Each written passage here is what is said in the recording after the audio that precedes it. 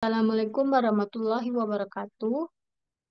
Saya Husnu Hatimah Sulaidi dengan NIM 2203055024. Mata kuliah Isu Mutakhir, dosen pengampu Ibu Irma SKM MKes.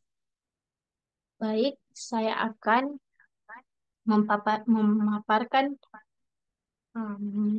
tentang fase pada perawatan dan pengobatan gizi buruk pada balita.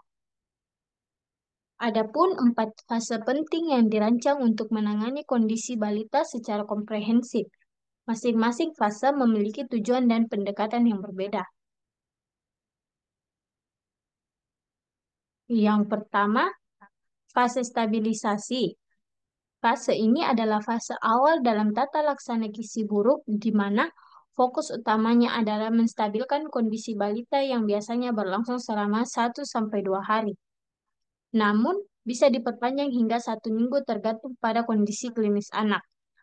Pada fase ini, berbagai parameter vital balita seperti denyut nadi, frekuensi pernapasan, suhu tubuh, tanda-tanda bahaya, derajat edema, asupan makanan, frekuensi defekasi, konsistensi feses, volume urin, serta berat badan dipantau secara ketat. Makanan yang diberikan pada fase ini rendah energi dan protein untuk menghindari kelebihan beban metabolik. Selanjutnya, yang kedua, fase transisi. Fase ini merupakan fase peralihan dari fase stabilisasi menuju fase rehabilitasi.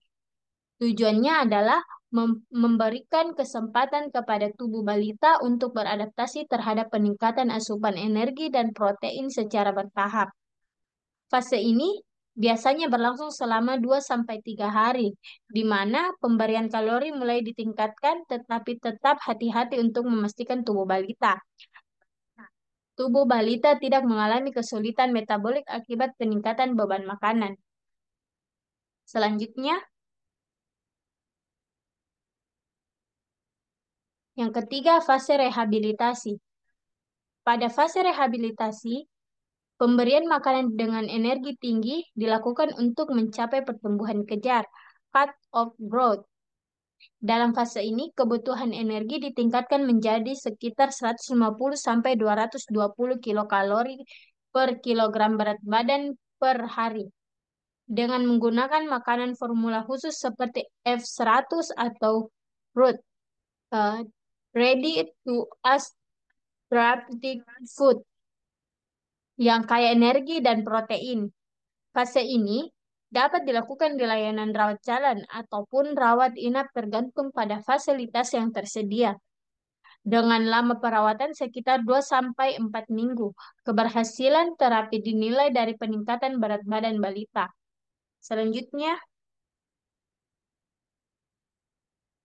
yang keempat, fase tindak lanjut. Fase ini adalah fase pemulihan lanjutan setelah balita keluar dari perawatan. Pada fase ini, balita tetap diberikan makanan yang mengandung energi tinggi, baik dari makanan keluarga yang diperkaya ataupun melalui pemberian makanan tambahan pemulihan PMT. Pemantauan berat badan status gizi balita tetap dilakukan secara berkala untuk memastikan bahwa pertumbuhan kejar terus berlangsung hingga mencapai status gizi yang normal. Selanjutnya, eh, kita memasuki langkah tata laksana gizi buruk pada balita di layanan rawat jalan. Adapun 10 langkah yang harus dilakukan dalam perawatan anak balita yang mengalami gizi buruk.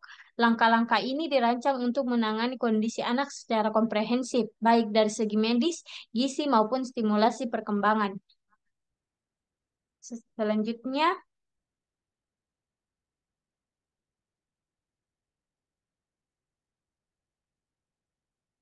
yang pertama itu mencegah dan mengatasi hipoglikemia. Anak-anak dengan gizi buruk sangat berisiko mengalami hipoglikemia, yaitu kadar gula darah rendah. Jika fasilitas tidak memungkinkan untuk memeriksa kadar gula darah, maka semua balita gizi buruk harus dianggap mengalami hipoglikemia. Penanganan dilakukan dengan segala memberikan 50 mili larutan glukosa 10% secara oral, 1 sen atau 1 sendok teh gula pasir dicampur dengan 50 mili air. Balita yang tidak mampu minum diberikan larutan glukosa melalui pipa nasogastrik. Selanjutnya yang kedua itu mencegah dan mengatasi hipotermia. Hipotermia sering terjadi pada balita gizi buruk akibat rendahnya cadangan energi dalam tubuh. Hipotermia adalah kondisi di mana suhu tubuh turun di bawah 36 derajat Celcius dan dapat memperburuk keadaan balita, terutama jika disertai hipoglikemia. Untuk mengatasinya, balita harus dibalut dengan pakaian hangat dan selimut, termasuk penutup kepala, serta dijauhkan dari lingkungan dingin. Pemeriksaan suhu tubuh dilakukan secara teratur. Selanjutnya, yang ketiga, mencegah dan mengatasi dehidrasi balita dengan gizi buruk. Mencegah dan mengatasi dehidrasi balita dengan gizi buruk seringkali mengalami dehidrasi, terutama jika mereka juga menderita diare. Untuk penanganan dehidrasi, digunakan larutan khusus yang disebut Resomal, yaitu Rehydration Solution for Malnutrition, yang memiliki kandungan natrium yang lebih rendah dan kalium yang lebih tinggi dibandingkan oralit biasa. Cairan ini diberikan secara bertahap baik melalui oral ataupun pipa nasogastrik jika anak tidak bisa minum. Selanjutnya, yang keempat, memberikan gangguan keseimbangan elektrolit. Pada balita gizi buruk sering terjadi gangguan keseimbangan elektrolit, terutama kekurangan kalium dan magnesium. Untuk memperbaiki kondisi ini, diberikan larutan mineral mix yang mengandung kalium, magnesium, dan zinc yang dicampurkan ke dalam makanan atau cairan seperti Resomal atau formula F75 dan F100. Selanjutnya, yang kelima, mengobati infeksi. Balita dengan gizi buruk sangat rentan terhadap infeksi karena kekebalan tubuh mereka yang rendah. Gejala infeksi seperti demam mungkin tidak selalu terlihat. Oleh karena itu, semua balita dengan gizi buruk harus dianggap memiliki infeksi dan diberikan antibiotik spektrum luas. Pada balita usia di atas 6 bulan yang belum diimunisasi, imunisasi campak diberikan sebelum balita keluar dari perawatan. Selanjutnya, yang keenam, memperbaiki kekurangan zat gizi mikro. Defisiensi vitamin dan mineral hampir selalu terjadi pada balita gizi buruk.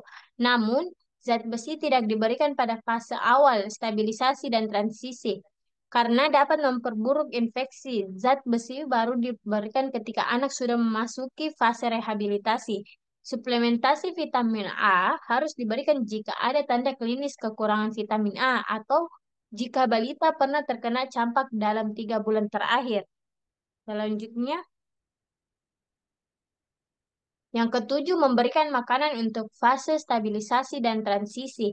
Pada fase stabilisasi dan transisi, makanan yang diberikan memiliki energi dan protein rendah untuk menghindari beban metabolik yang lebih rendah, berlebihan pada fase transisi.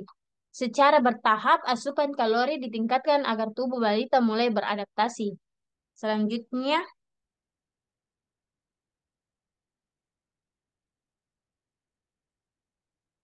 memberikan makanan untuk tumbuh kejar.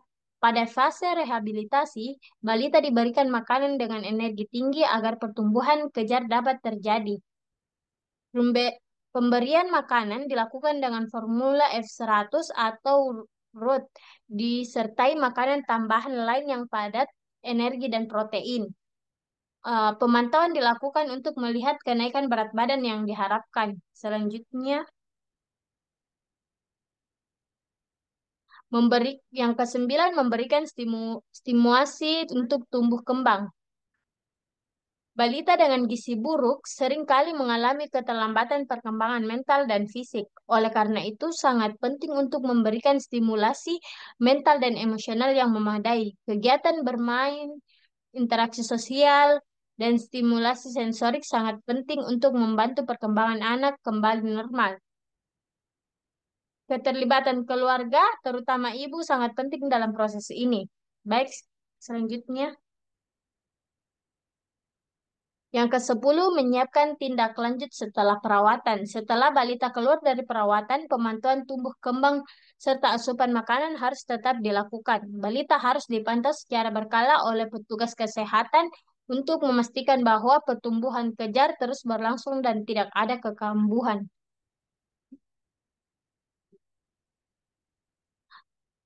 Baik, cukup sekian dari saya.